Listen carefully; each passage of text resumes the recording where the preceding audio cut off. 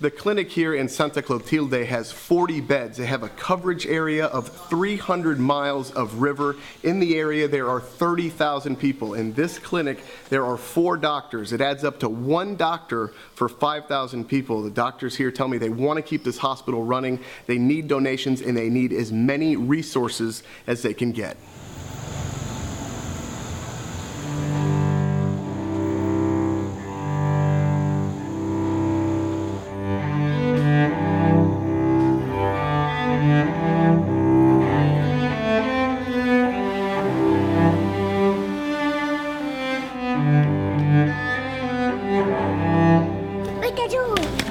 In the middle of a hospital, while husband and wife medical team Brian Metternach and Tony Lulo see patients, these brothers use the outdoor hallways of the Centro de Salud Santa Clotilde as their own personal soccer fields.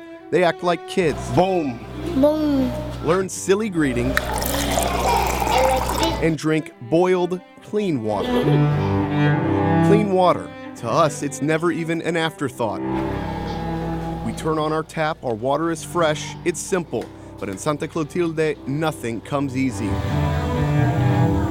And keeping locals from drinking dirty water is a constant battle. So imagine if just having clean water is difficult, what it takes to run a hospital.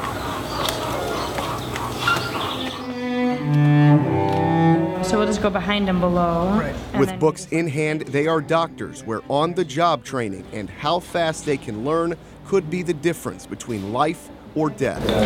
Working in sandals, they clean Otanil Yumbo Kundi's wound. Kundi was hunting monkeys when he became the hunted. There was a trap set, and what the trap is to capture animals or to kill animals so they can eat.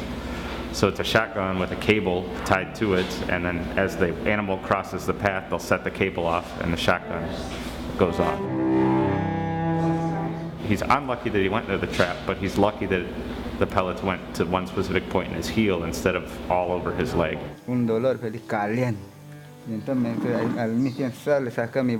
Kundi says he got to his boat, laid on his back, and paddled 3 hours by himself in the dead of night up the Napo River, finally arriving at his mom's hut at 5 in the morning. She tried herbal remedies. Nothing worked. Finally, when he reached the clinic, he'd lost a lot of blood. Gracias a los doctores por mi curación.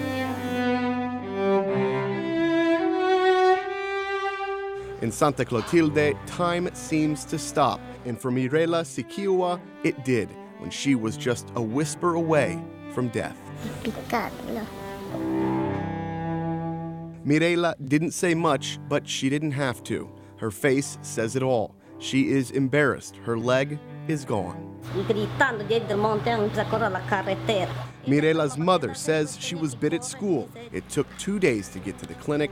By then, her leg was black.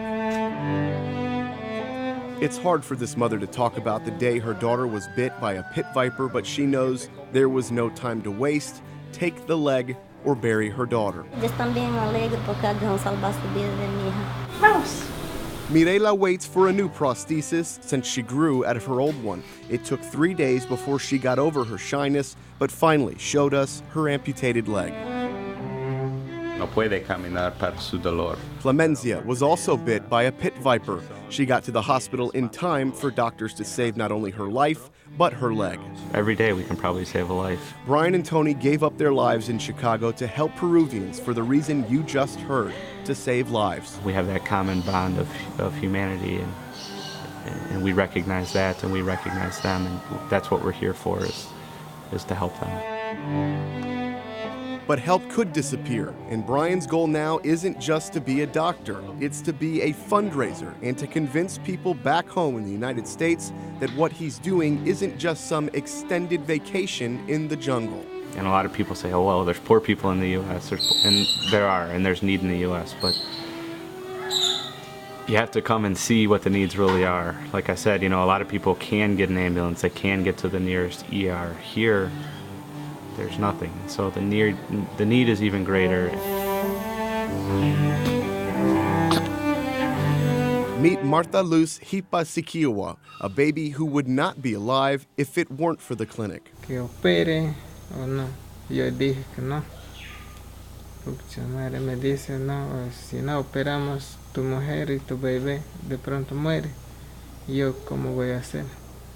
Voy a llevar un muerto, ¿no? Mejor. Martha's father allowed doctors to perform a cesarean. During the delivery, his wife could only force out a left hand. Si tanto que mueren o no muere, vivo o no, estaban pensando yo. Y un día de más trabajo respirando. Brian spoke very little Spanish when he got to Peru. Now he leads rounds, and behind his smile is a very serious man. Here, we're the end of the line. He knows his work is important. You realize that if you weren't here, people are dying. And so it's kind of a good feeling and a rewarding feeling, but it's also a responsibility that you feel too. That, you know, you have to work every second, or you have to be available, because if you don't, then somebody could die.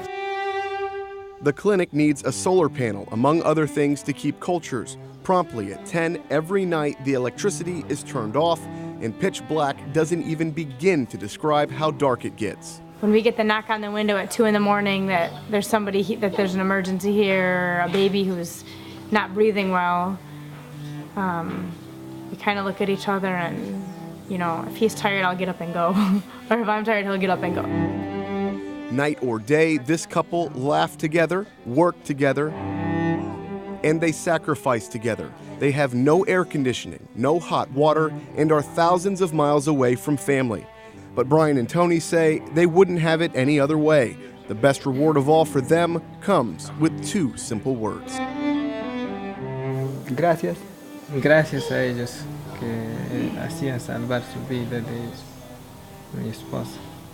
Pido un gran servicio que me hicieron salvar la vida, tanto su mamá y su hija. Reporting from Peru, Mike Paluska.